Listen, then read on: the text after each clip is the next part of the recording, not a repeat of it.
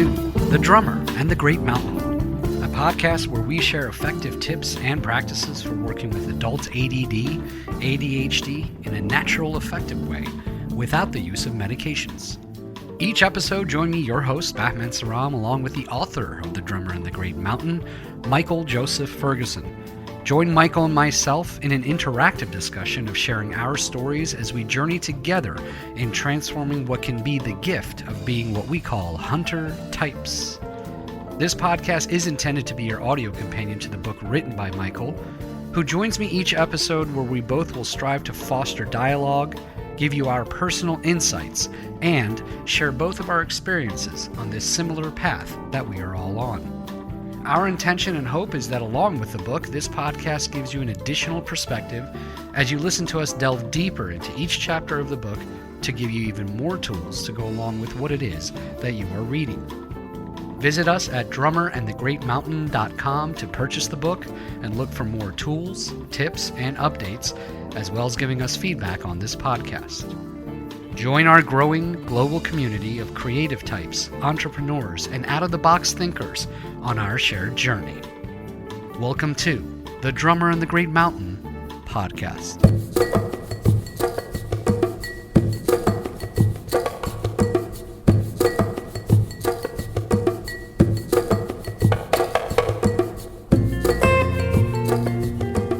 Welcome, everyone. Thanks for tuning in. I'm your host, Michael Joseph Ferguson. On today's episode, I will be interviewing occupational therapist Kathleen Lockyer, and we will be discussing the science of nature connection and how it relates with ADHD in terms of reducing anxiety, depression, and reconnecting our nervous system to what it was really built for. I reached out to Kathleen after seeing a talk that she gave a few years ago, and I was just blown away, and I thought her work so deeply connects with what we talk about on this podcast, and I was not disappointed. It's a really good interview, and I hope you enjoy it. Okay, just one quick announcement. Our next live online workshop has been moved to early August due to some scheduling conflicts. So if you're on the wait list, you will be getting an email in the next couple of weeks. The wait list is now closed because we had so many people request it. And if there are any spots open after that, we will open it up to the main list. But there's quite a few people on the wait list, so they get first dibs. So that will be in early August, and just stay tuned. Keep an eye on your emails, and we'll send up probably a couple to the wait list before opening it up to full registration. Nature has wired us hunter types with superpowers connected to survival and a refined connection to our surroundings. Hyperactivity, distractibility, hypersensitivity all may have roots in key biological functions that have helped us survive and thrive in many environments. On this podcast, we've primarily focused on the repurposing of these superpowers to help us navigate the modern world. However, it is through reconnecting to nature that we discover what these gifts were originally intended for. On today's episode, we're honored to have with us occupational therapist Kathleen Lockyer. Kathleen has practiced occupational therapy for 25 years, specializing in sensory processing. Through her consulting business, RX Outside, she leads in-person and online workshops to rehabilitate the human-nature connection for children and adults. She runs an online membership site called The Nature-Led Approach and is the director at a full-time alternative school where she implements the nature-led approach.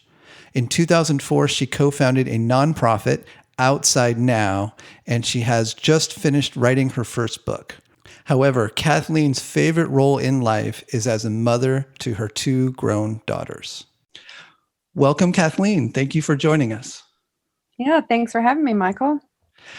So I wanted to start, there's so much to cover here. I just wanted to start by introducing our listeners to what is an occupational therapist. I know you get this question all the time. So would you share a little bit about that and your work over the past, say, 25 years? I will do my best. I've been like you said, an OT for 25 years, and I still am trying to explain it to my father. So what it is that I do. But the theory behind occupational therapy is that how we occupy our time, so the activities of our daily lives contribute to or take away from our health and well-being. Mm. And so occupation or activity can be anything from sitting and having a cup of coffee in the morning, and an occupational therapist is going to look at what skills you need to sit there and drink your cup of coffee. So you need to be able to lift the mug, you need to be able to pour and not spill, all of those skills you'll need, all the way up through, working at a school to being an attorney or the president of the United States. So all of those things are occupations. And so occupational therapists are trained both in psychology and physical disabilities to really look at or unpack any activity and the skills that are necessary to be successful in those activities. Yes. Yeah. And it sounds like that piece of it has led you. At what point did nature connection become the piece that you really dove into as part of it sounds like it's the guiding force behind a lot of what you do. Yeah, it sure is. I think that the reality is nature connection led me to become an occupational therapist. I was raised in a very unique situation with a father who was the last fisherman of our family heritage from Newfoundland, Canada. That's an island off the eastern seaboard of the United States, and a mother who was a debutante from New York City. Oh, interesting pairing. That's very interesting. Yeah. And so I had a real dual perspective of looking at life, but my father gave me nature connection from the time I was a young child. And so I was always really witnessing the world through the eyes of nature and the forms, patterns, and rhythms of the natural world, because we do learn from the modeling of our adults in our environment. And my father, without him even realizing it, was always modeling that nature connection. So I became an occupational therapist, really not fully understanding at first that I could access nature connection. But as I learned more and more, and really even after graduation, I dove much deeper into the neurological system and human development, and then landed on our sensory processing system.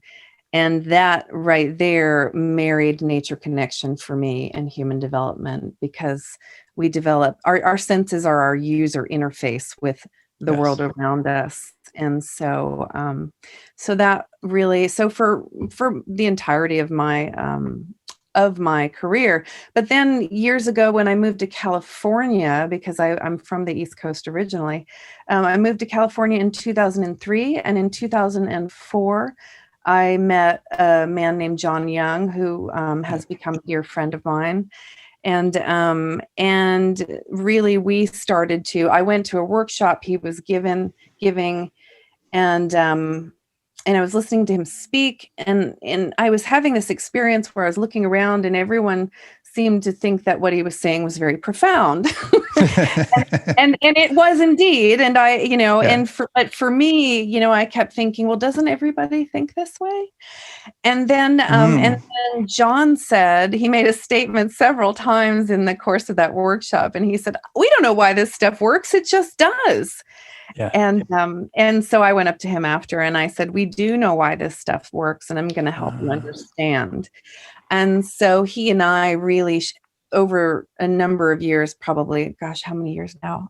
Maybe, how old's my daughter? 17 years, maybe. Wow. Interesting. We've shared just a lot of a learning. And so it's, and then of course, many other people I've trained with and studied with. I've learned a lot from the Sensory Processing Disorder Foundation and Lucy Jane Miller and some other folks.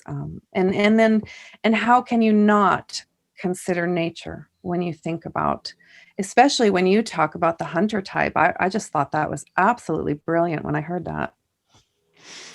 Well, see, you're connecting some dots for me, because when I discovered John Young's work, I'm like, oh my gosh, this is where I've been in circles like around him, like in the permaculture crew and all, like, so he's been there. I just never heard of him for some reason. And so hearing your, like what you contributed, like how you connected with that work. Yeah, I really see where that's the other piece. It's like there is somewhat of an alternative crew of people in terms of permaculture and NVC that have kind of been behind the scenes a bit over the last 25-ish years, maybe longer, that have been doing these things, but they've not been known by the mainstream, nor has there been an interface to make it accessible to a lot of people that maybe didn't give up a few years of their life and travel around and live like a hippie like I did in my late 20s. So they just there's no content. Had I not like sold my company when I was 25 and just had a guitar in a backpack and just ventured off, ended up on Kauai for a number of years, I would never have learned any of this. There's no way, there was no context for it. So in hearing what you've been doing for the past 25 years, it sounds like I think we were talking about this before we got on the mics, just basically being able to be a bridge for this information so that it can be adopted and hopefully even taken into organizations that they can, schooling and things like that. So to me, I feel this is a really important conversation, especially as what we've just come through with COVID and we're slowly getting out of that. I think people have found, besides just baking bread, they've actually gotten out and potentially spent more time playing with their kids. So, but I want to come back to one of the things that I heard you mention. So I found you through watching a talk with you and John Young that was, I think it was the University of Michigan on YouTube. There was a conference that you guys were at. And you had mentioned this phrase, "we're losing our senses." And that really struck me. And you had some really interesting stats to back that up. I wonder if you could talk a little bit about that in terms of especially child development and what you've been seeing. I know this is it's a sad topic, but I think we need to talk about that in order to see how important it is to go into some of the potential solutions. Yeah. Well, it is a sad topic on the one hand. On the other hand, I always like to remind people that once we have awareness around what the problem is, the solution is really quite simple. So don't lose heart here, because the solutions really are so accessible for everybody. But yes, we are losing our senses. And that is something that the science world has been seeing for a long time. Certainly occupational therapists who've been practicing sensory processing since the early 1970s.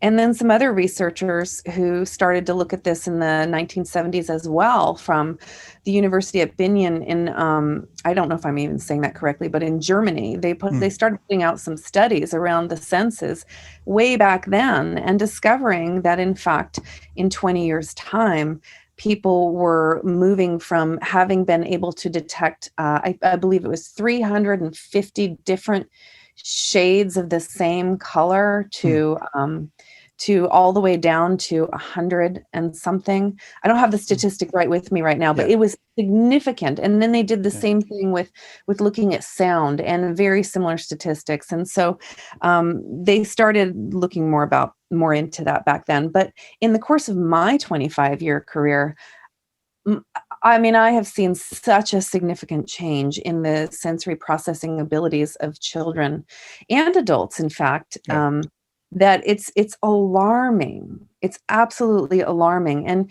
when you think about our sensory systems, so most people are thinking about the sight, the sound, smell, taste, touch. But then we have two others, the proprioceptive and vestibular systems, and that's how you feel your body through your muscles and joints. That's your proprioceptive. And then your vestibular is your sense of balance or gravity. And so all those systems that I just mentioned, we come passively wired with those systems. But in order to develop them, we have to actively fire them, and we have to engage them in a conscious way. And that conscious way, for millions of years, came through what I call our survival bias. We all have a survival bias. Yeah. And so we were interpreting our environment constantly through our senses so that we could have a better chance of being successful at living and surviving. Yes. But things have changed so drastically that there's two things going on. One, there's so much stimuli that it's overwhelming to our systems. So children either tend to develop in a way that they tune it out, or if they're highly sensitive, they're overwhelmed by it. And then the other half of that is that because we're not operating through that original survival bias, so it's not like an immediate threat to our lives, our neurological system actually doesn't know what to pay attention to anymore. And so that creates a lot of stress and anxiety. And also we literally can't focus or attend to our senses because we don't know what we're supposed to take in. Yes. And this is such this conversation, especially as it relates to the label ADHD and some of those, the symptoms of hyperactivity, overwhelm, which is one that doesn't get talked about that much, but that's like one of the biggest symptoms of ADHD. If you're wired that way, overwhelm is one of the key pieces. And it's that sensitivity that is sort of the hallmark of someone who is wired that way, from some kids to adults. And to me, as you were talking, I'm thinking, okay, this is at the root of so many psychological challenges that everyone has, but especially when you're a sensitive person and you have these hypersensitive nerve endings and you're not utilizing them in the way they were intended, where you're staring at a screen, you're not moving as much, then all the sensory system just sort of implodes, and it goes into depression, it goes into addiction. Oftentimes, especially with ADHD, as you get older, that becomes a real, and even children in terms of tech and everything else that's anything that's stimulating, we get caught by stimuli. That's sort of what happens. That's like being unable to extract ourselves from something that's giving us some kind of dopamine hit. It's hard to extract ourselves. As adults, kids don't even have a chance because they haven't even developed yet what it's like to be able to manage their neurological system. So I guess going into a conversation about nature connection, I think we need to define that a little bit. So I have my understanding of what that term means, but I would love if you could define that a little bit, because it's beyond just, okay, go out in nature. It's definitely much more, it's a subtle conversation. So I wonder if you could talk a little bit about, when you talk about nature connection, what does that actually mean? Right. So that's a really good distinction to make, because we know that going outside in and of itself is wonderful and amazing. We know that even just sitting inside and looking outside at the green, the studies show that that's going to be beneficial to us. So the difference between nature connection and just being in nature is that, sending your kids out to play, that's kind of the first order of business. Wonderful. That's great. Yeah. But then what do they do once they get there? And how do you facilitate that and support that? Because just like our sensory systems are designed, they come passively wired, but you have to actively fire them. It's the same thing with nature and nature connection. So you can go out and you can be a recreationist in nature, and that's wonderful. But if you take a moment to attend or attune to the natural world through your senses in a conscious way, then you are beginning to build a relationship with the natural world. And it's that relationship, I like to call it an ongoing conversation that we can begin to have with the natural world. And that is where you really start to see significant change and benefits in the neurological system, in anxiety and depression. And, when you were just bringing up some of those statistics, one statistic that I didn't say that is one of the hardest to think about is that anxiety and depression, even prior to the pandemic, were the leading cause of disease burden worldwide. Yeah, that's an incredible statistic. Yeah, and we know that our sensory processing system, so our ability to integrate our senses, to take in all the information from the environment, categorize it in our minds, file it away, and then be able to respond to the environment, or actually we're designed to predict the environment, not even to respond, but to correctly predict our environment. That is sensory integration. And so really nature connection is attuning to and integrating with the natural world as opposed to just being in it. Yes. And I think that's a really important distinction. And it's a practice, as it's over, especially since I was introduced to John Young's work and started to practice having a sit spot, going through and tuning. I could feel how my wiring had always, it's always been there. There's always this sensitivity had always been there, but it had never been applied in a way that I thought to apply it, which is like growing up. I remember having, I was a musician. Like I took two paths. One was I was into computers very early on, and I was also a musician. And those two worlds kind of still to this day still kind of go back and forth. And I remember having such refined hearing that I remember I took a tape deck back to the store because I said, there's a slight trill. If you listen to it, and the guy couldn't even hear. He's like, "Are you kidding?" He says, "Yeah." And I said, "Well, I adjusted it a little bit. I noticed it was slightly slow and he couldn't hear anything." And it wasn't until much later that I realized, oh, wow, that's this thing that made me really hypersensitive and overwhelmed when I heard fire engines and things like that was the superpower. Like I could use this for music and did a lot of music production.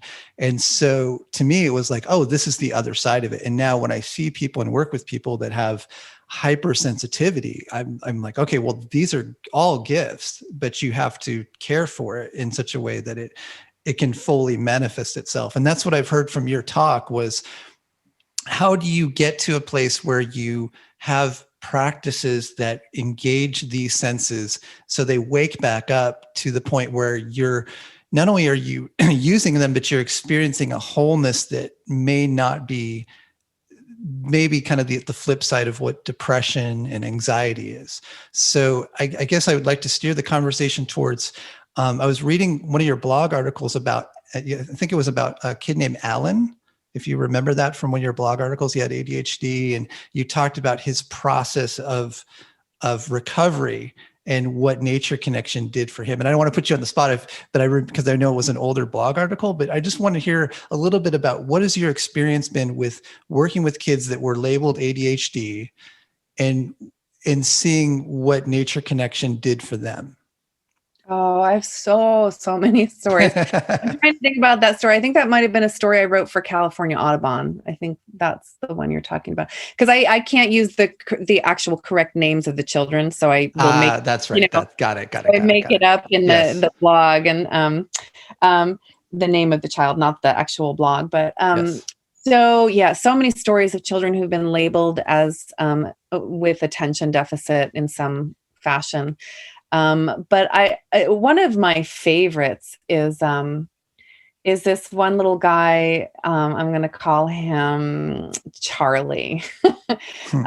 Charlie was in, I believe, third grade. So I get a lot of referrals in my private consulting for third, fourth graders. And because, we're all designed intelligently. And so kids are so smart, and they can generally really keep it together and kind of mask things until about third or fourth grade. And then it just gets harder and harder. And so it's like a house of cards that starts falling apart for them. And so I get the calls at those ages. So I think he was about in third grade. And I was running a nature connection program that was 1, 2, or 3 days a week. You could put your kid in it at this time. And Charlie was getting red cards all over the place in school. And in his school, that was the system of behavioral management, where something would happen and he'd get a red card. So many red cards, you lose your recess. So many you stay after school, yes. all that stuff. I'm right? just having chills remembering this. Right? I'm having that's like PTSD. Oh, I know. They're my kids and my poor kids because they're the brightest. And I always say that my movers and shakers are the kids that can't be quieted. You know, Absolutely.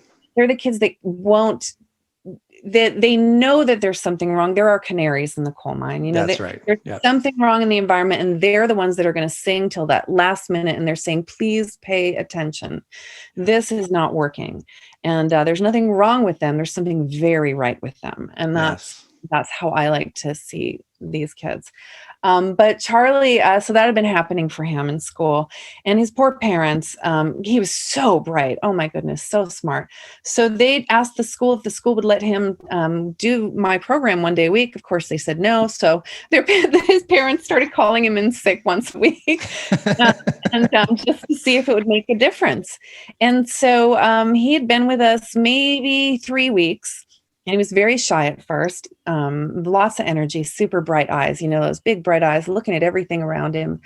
And we took him to the Salinas River, and it was kind of, it was cold, and there was a thin layer of ice on the Salinas River. And we had told a story that morning because a lot of my work, we do a lot of storytelling. And we told a story of somebody catching fish with their bare hands. And he was listening the entire time, even though he was off on the side digging a hole, right? Because that's very typical. He had to engage himself so he could attune to what was being said and really be able to process the sound and listen. So we allow that because we know how it works. And so he's off doing that. Well, when we finished that story, Charlie, who supposedly couldn't sit still for one moment, couldn't focus, and couldn't attend, these were all the things that his parents had been told, went and he sat in that freezing cold water for a good 15, 20 minutes until he caught a little fish in his hands. And he was shivering. We actually had to ask him to get out of the water because, you know, I didn't want to get hypothermic. Yes. But I can tell you story after story after story around my kiddos just being so successful in the natural world. The other thing that you brought up, the sound, a lot of musicians, a lot of kids will be able to really pick up instruments.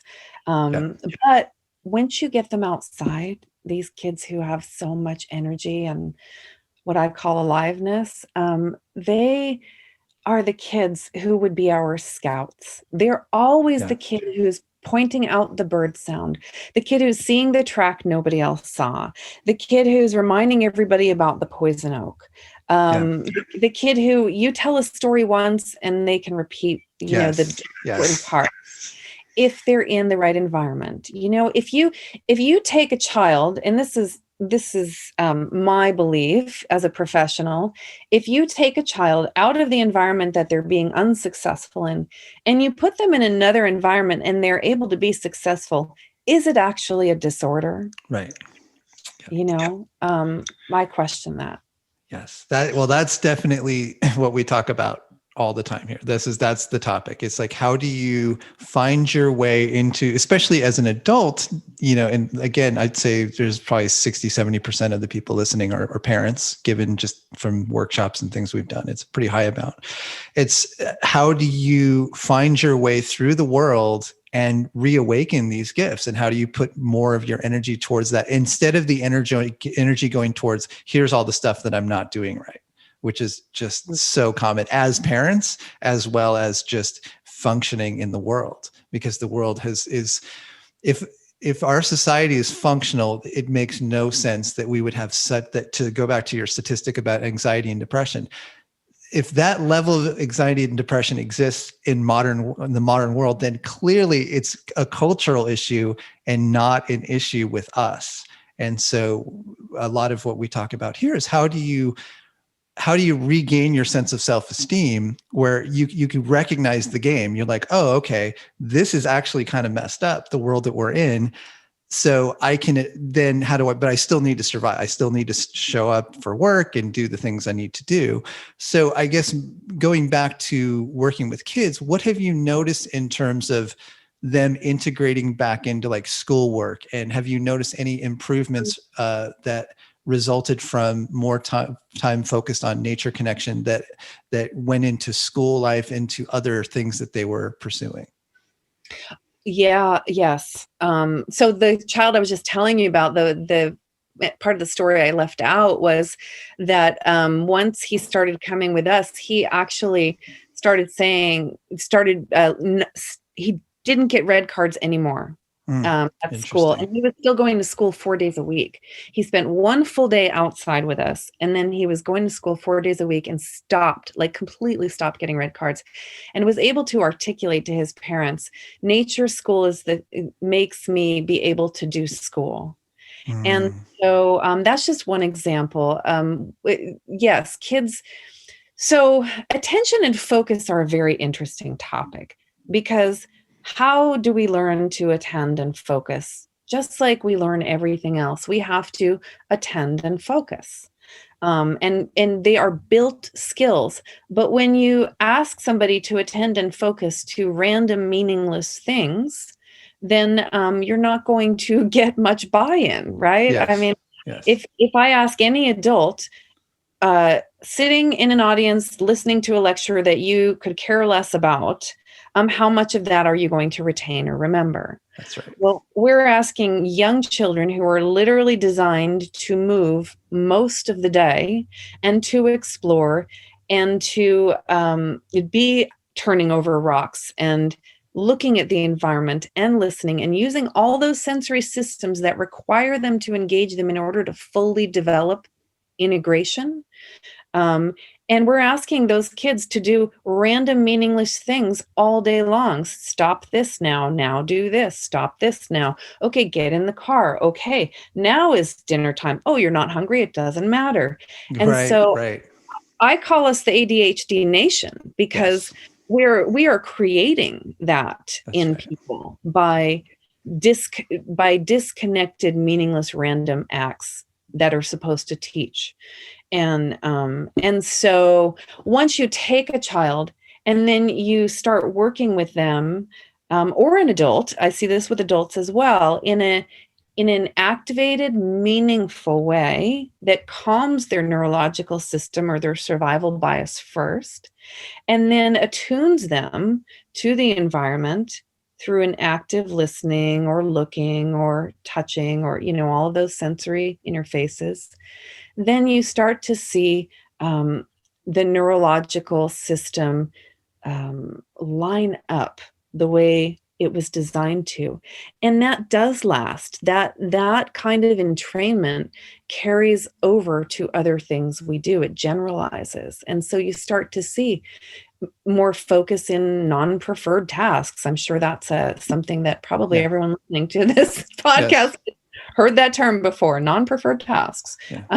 Mundane task. That's what I usually call it. It's non-stimulating mundane tasks. Right. But what happens is I get a lot of people asking this question, but yes, but they need to be able to. Yeah. Right. They need to be able to be in the world and to do the things they don't want to do. Yes, that is true. We all need to do that. And how can we ask a human who has not had the time and chance to actually develop those foundational pieces to then do all those non-preferred things? We're putting the cart before the horse. And so once you have a developed, integrated child who's been able to explore then they're much more willing to participate with things they don't want to. And the same is true for me and probably you as well. Absolutely. Absolutely. And so what I'm hearing, and this is where I think our work really overlaps, is one of the things I talk about a lot, because anxiety goes hand in hand with ADHD, like as a label. I mean, it seems to be part of the mix, anxiety and depression. Some depression less, more anxiety, I'd say, is across the board in terms of like looking at the list of common symptoms and just my sampling of all the people that I work with. Anxiety is very high on the list. And what I recommend is cardio exercise every day, get out in nature. Like that will help. And I see that over and over again, that little simple thing, 10 minutes. I always say, you can get outside, find a nature spot, find a park, go for a run for 10 minutes. Tell me that you don't feel better after.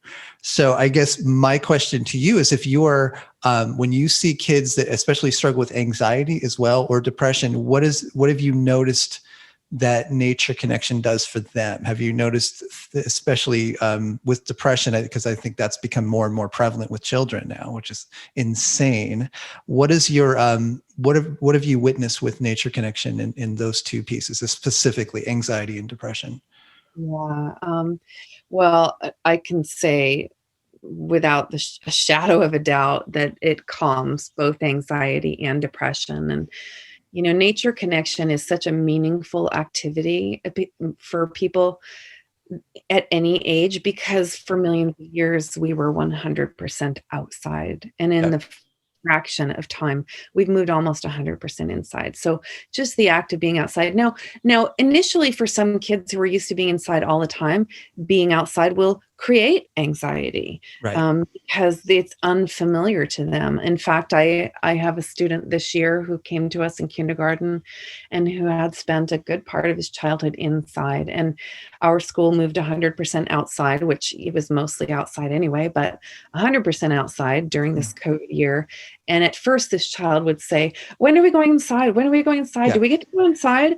And after just less than 2 weeks, he completely stopped asking. He completely stopped breaking things in the garden. He was breaking things Interesting. quickly. No more breaking things. No more asking to go inside. Just really deeply engaging with the outdoors. And I see it over and over and over. Because the whole entrainment with the natural world, for one. Yeah. So entrainment, I don't know if your listeners I'm totally familiar. Yeah. Why don't you define? I don't know if I've mentioned on the podcast, but I'm very familiar with the term. Okay. So our neurological system actually attunes to the environment around us. So whether that's a train running down a track and you live right next to that track and that train's coming and your anxiety starts to increase because your body's getting overwhelmed and that's a threatening thing. Yeah. Or you're at the beach and the rhythm of the ocean is often, 12 cycles or 12 beats? Is that beats? I'm not a musician, so. Yeah, cycles. Yeah. So there's a frequency measurement. Right. Okay. So the frequency of 12 is very calming to our system. And it also happens to be how the waves often come in. And so if you go for a walk on the beach, then most people say, "Oh, I feel so much better after walking on the beach." Yeah. And that's part of the reason is because your heart rate, your body, your neurological system is attuning, or it's called entrainment when we attune with our environment. Mm. So kids do that right away. But then the other thing that happens is once a child starts to focus their attention through their sensory systems, which is how we do it, then they're building a new neural pathway and they're practicing actually focusing and attending on something that is meaningful. So you say, "Look at the bird," and they don't look. "Look at the bird," and they don't look. "Look at the bird." And eventually they're kind of a lot of times kids don't want you to know that they're looking. So then the next thing you know, they're going, "Look at the bird." But at the beginning you say, "Point to the nearest bird," and they say there are no birds. Or you say, "Point to the nearest bird sound," and they say there are none. Wow. And then all of a sudden they're going, "Wait, there's birds everywhere. When did the birds get here?" And if you see that skill transferring, because if you imagine sitting in a classroom, you need to be able to tune everything else out around you to focus in on what the teacher is saying and that one specific sound. And so by learning to attune to the birds, that's one of the first thing I do with people. Because then they're able to pull a sound out of the background environment and focus in on something that is deeply, anciently wired within us. And so that's why I like to start there. Okay, so you brought up another one of the points that I wrote down. I think Questa mentioned this to me. So how do you work with parents and we did mention kids for a second, but in terms of parents, their fear of nature, like if they have not been connected with nature and they actually have a fear of nature. And I've seen that with friends of mine and people who are like, "Whoa, I don't like, this is a little too much." And I'm also really scared of the kids getting hurt. How do you deal with that when you're doing your work? Well, information is really helpful. Helping parents understand that by not doing that, they're actually putting their children more at risk in many different ways, both in the developmental system, but also we know I've done some work with a couple of researchers who research risky free play.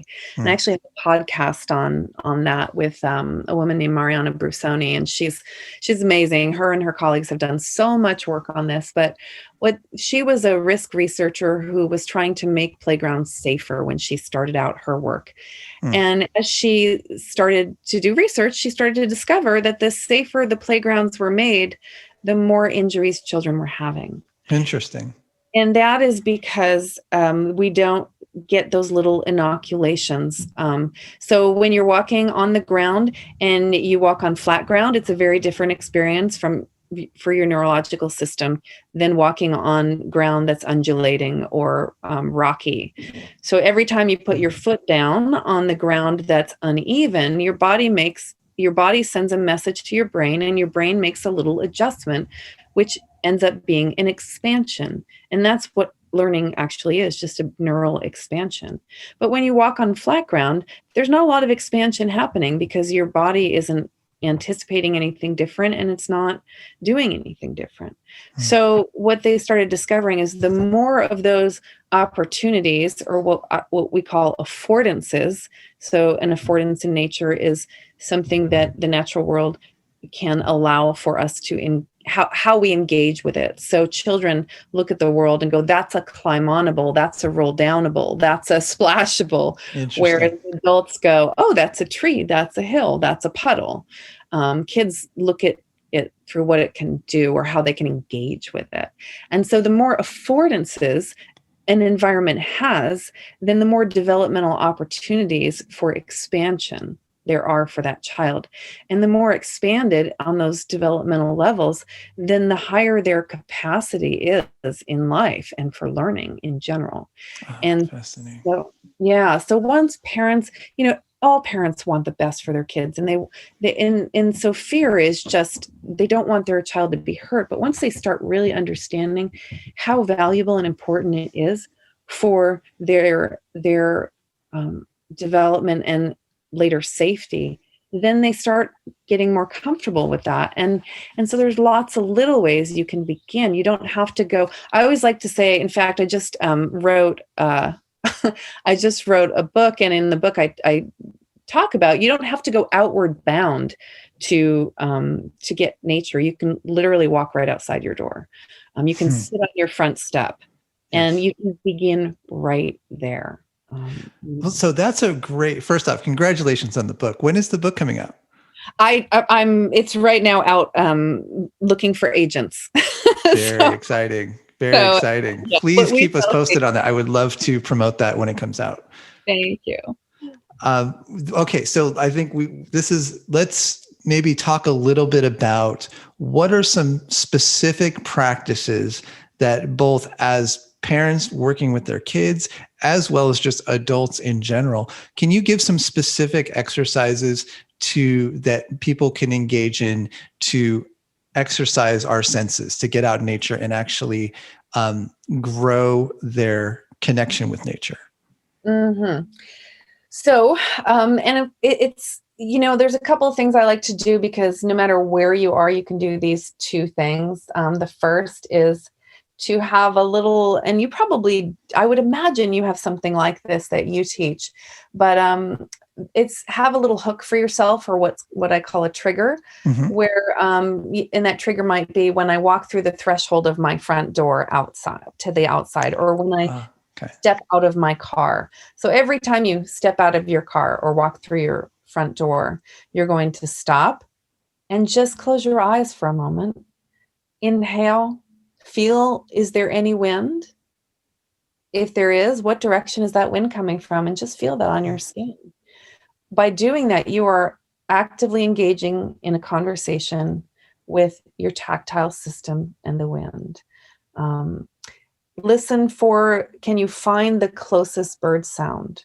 Because even in the middle of New York City, where one of my brothers lives, when he started doing this, he started discovering it's filled with birds. And so they're very accessible. It's a very accessible activity. So start listening. Where are those birds? And over time, you'll start to notice you have comfort in that sound. And there's one particular bird sound that I love to teach about and have people start with. If you're not used to listening to birds at all, then just listen for the sound. You don't need to know what kind of bird it is. Just listen. And when you hear a sound, how does it feel in your body? Does it feel good? Does it feel alarming? And just start noticing those things. Sit outside and wherever you're comfortable. And that might be just in a city park. It might be on your front doorstep or your back doorstep. And just start really looking around and taking inventory. What is around? And notice where you feel fear and where you feel calm. And maybe write down at the end of the day, if you have a journal that you keep, how it made you feel that day, what you heard. And because getting comfortable being outside is like getting comfortable with somebody you don't know. It's all about you just begin the conversation.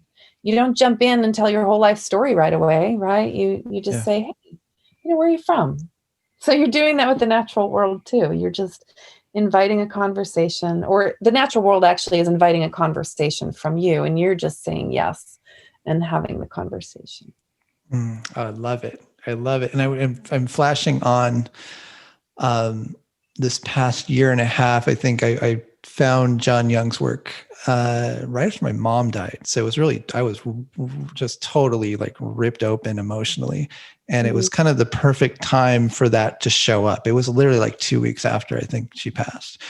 And I started practicing much of what you're talking about, and sitting outside and just tuning in and just recognizing, oh, wow, all these birds are there. I don't even recognize them. They're there, they're background noise. And then I started to tune into bird alarms of okay, what is the sound a bird makes when it's signaling other birds that there's a threat in the area? And being able to, now to the point now where I walk down the sidewalk here and I'll hear the birds. I'm like, oh, the cat's there.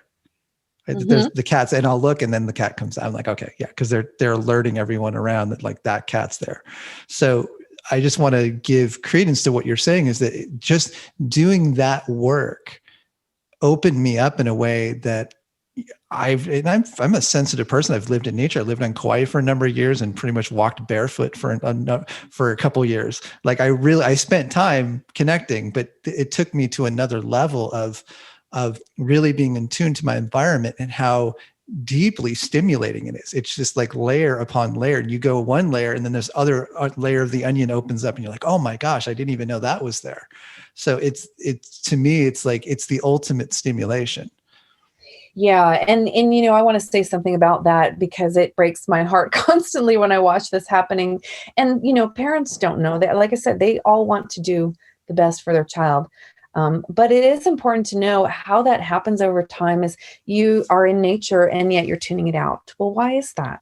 That's often because what happens, especially for highly sensitive and children who have a lot of energy and want to explore when they're young, is from a very young age, they start hearing, no, don't touch. No, don't touch. And every time a child goes to reach for something and they're told no, that gives a signal to their neurological system to turn something off, to stop exploring. And after so many no's, then they start tuning out the desire to explore. And what am I now allowed to do? And so, because our brains, like I said earlier, they're wired for predicting our environment. So our brains are constantly searching and scanning and trying to categorize. Is this important? Is this important? And initially, we learn what's important through watching or pleasing our caregivers, because they're going to keep us alive. And so for people to start understanding that it's really important to let young children explore unless it's a safety issue, and I understand that we have to get to the store and places, but how many yeses can you have in a day? And instead of just saying no, have the conversation. And so for a toddler, a conversation isn't going to be very wordy. It's going to be, oh, touch this, instead of no, don't touch that. And save the real no's for danger, things that are too hot, when you really need to get somewhere.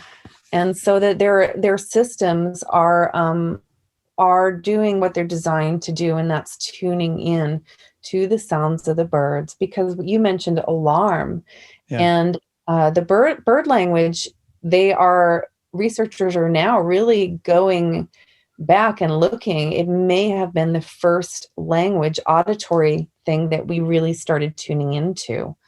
And so our listening systems, which a lot of children or adults who have been diagnosed with attention deficit are accused of not being able to listen, right? And so when you think about how active a process it is to learn to listen, and you start looking at kids tuning out their environment because they've been told no, no, no, no, then you start to really see the bigger picture of why a teenager might be severely depressed and anxious without that underlying sensory development and integration, which is the foundation for emotional regulation. We could go on and on. I've got like 1,000 other questions, but I want to respect your time. So we might have to do this again if you're ever available. I think one of the things that I think it's important to maybe do a wrap up on is, what is your suggestion on tech exposure for kids? So what kind of boundaries do you recommend? Is there an age that is appropriate for kids to be more exposed to tech stimulation? I mean, I came up with this. I mean, as I mentioned, I was into computers in like 82, like way early. I was way behind. So I was born in 72. So I was about 82. And so I can see both the detriments of it as well as mentally stimulate. I learned a lot. So there's a lot of things I'm really grateful for from it. So it's a mixed bag. But now I watch kids. I mean, we didn't have anything to the degree that they have now in terms of just visual stimulation, audio stimulation. And so, and seeing the detriment that it's actually creating. And this is obviously being talked about across the board. From your experience, what are your recommendations in terms of limiting tech exposure, as well as how do you get kids that may be sitting and staring at their iPad to get outside without resistance or getting angry about you're forcing them to go connect with nature because mom and dad want me to go connect with nature? Yeah, that's a whole podcast in of itself, to be honest. I can tell you quickly that there's an enormous amount of research that tells us that children under 5 really shouldn't be using tech, because every moment they're on that, they're lacking developmental opportunities. And we already have a fraction in our time that we're living of developmental opportunities than we used to have. So, I mean, ideally, that's the ideal. I also will tell you that one of my daughters was presented very much like what someone would consider ADD or ADHD. And I had to put her on 2-year-long detoxes where we just didn't have the internet in the house because like you were saying earlier, there is much stronger addiction percentage in the brains of highly sensitive and characteristically ADHD or the Hunter type.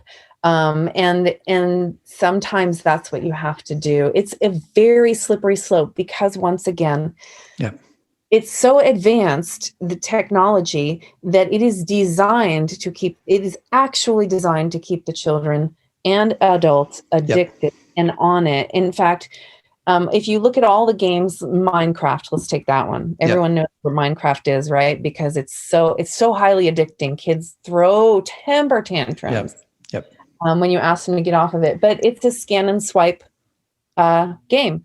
All the games are scan and swipe. And what I mean by that is your brain is designed, once again, to scan the environment constantly and categorize. And those games know that. And so it's really not a fair thing to ask a child, okay, stop your game now, because their brain is it's not capable of that yet. Mm. So what I say in the short term is, if you are going to be a family that has technology and you're allowing your young children technology, really be clear and kind, for one, and very limited in that you might say, okay, now remember, we agreed 1 hour a day. I'm going to put this timer on right in front of you so you can see.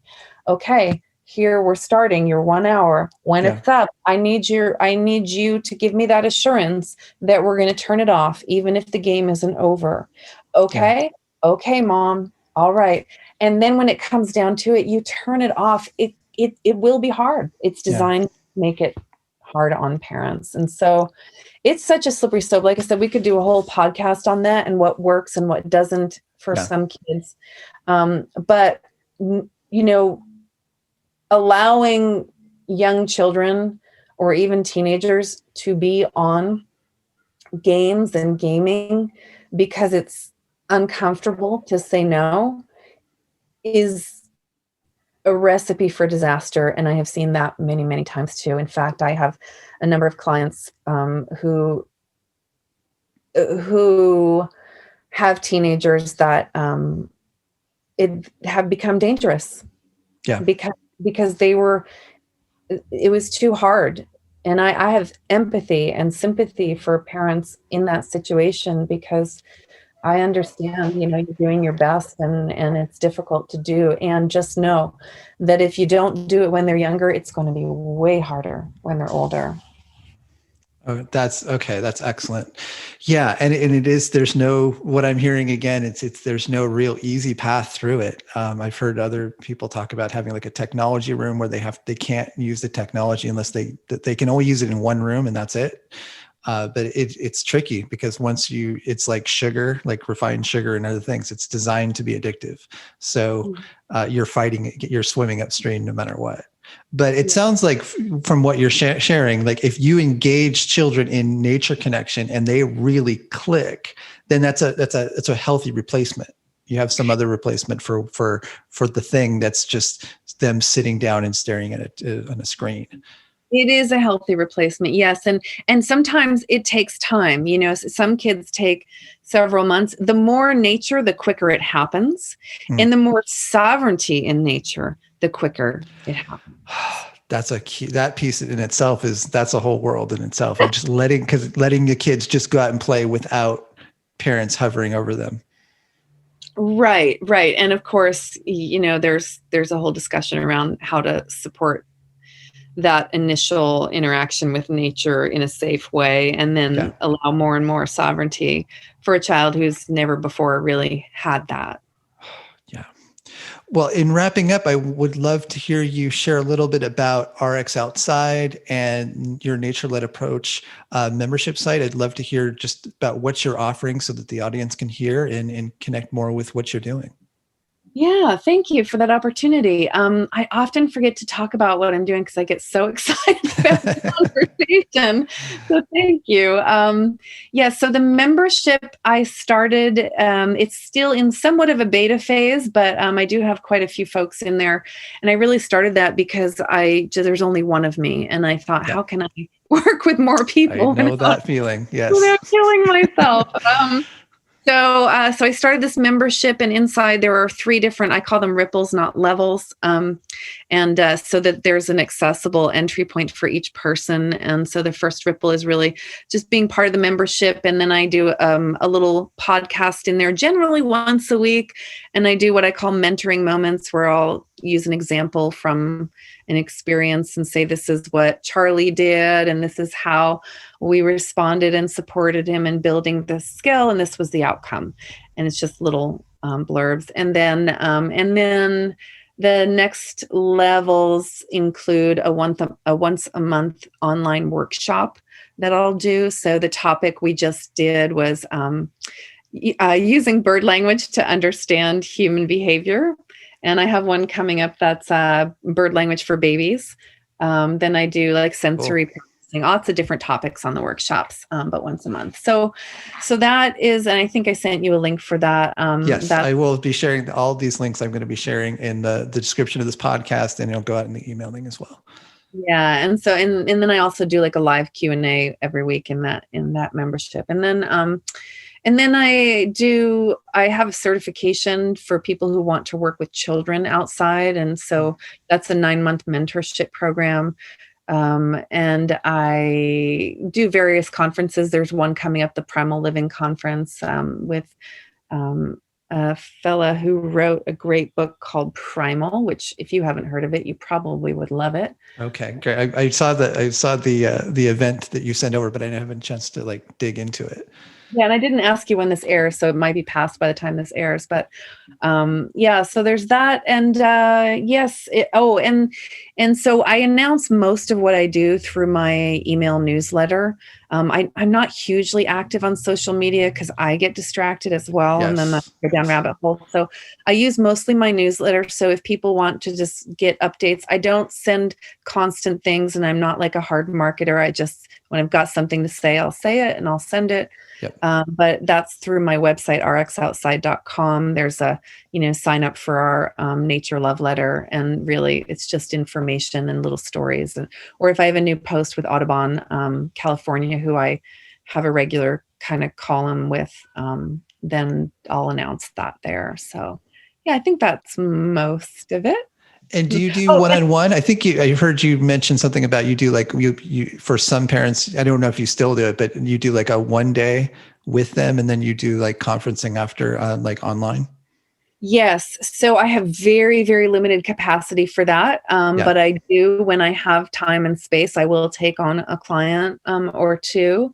But it's pretty limited what I can offer with that because I'm so, and I also run a small private school. You're busy. Yeah. And so, of course, I love everything, death by enthusiasm. That's where I'm going to be. That's it. It's what you're doing your work. Yeah. So, but all those things, again, they can get through my newsletter if they just sign up for that. Well, I really want to encourage the audience, if you're all interested in this, check her work out. It's amazing. rxoutside.com, correct? That's the website? That's correct. Yeah. Yes. Join her email list and I will include those links. And you were also very generous to offer a handout for this particular podcast. So that will also be in the link in the description so you guys can get it. And can you share briefly about what that handout is? Yeah, it's just little reminders each. So I think I sent you the one that just breaks down each sensory system, and gives you like a little reminder or an idea of how to engage that system in a really simple way. Excellent. Kathleen, thank you so much for joining us. It was such a pleasure to connect with you. Yes, you too, Michael. Thanks for having me. Thanks for joining us. If you'd like to learn more about the book, The Drummer in the Great Mountain, visit drummerinthegreatmountain.com. To join us on social media, click the links at the top of the homepage. Help us spread the word. We're a small press and reviews really help. If you've been enjoying the podcast or the book, consider writing a review on iTunes, Amazon, Goodreads, or your podcast app. If you're new to the podcast and want to quickly get up to speed on the concepts we discuss, check out our free 5-day mini course. Visit drummerinthegreatmountain.com/mini course. If there's a topic you'd like us to cover on future episodes, we'd love to hear from you. Please send us an email at info@drummerinthegreatmountain.com.